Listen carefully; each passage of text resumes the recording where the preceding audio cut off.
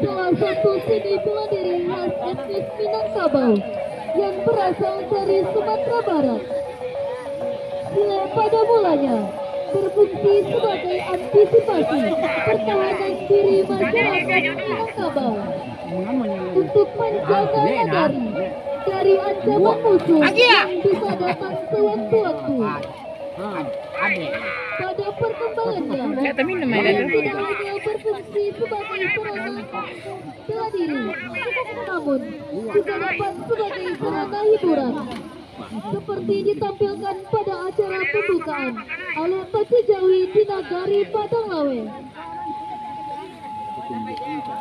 Sile sudah ada di Nagari Padang Lawe sejak zaman dahulu, kemudian berkembang sampai saat sekarang ini di bawah naungan perguruan Sile Cancang Ayel Dapoto.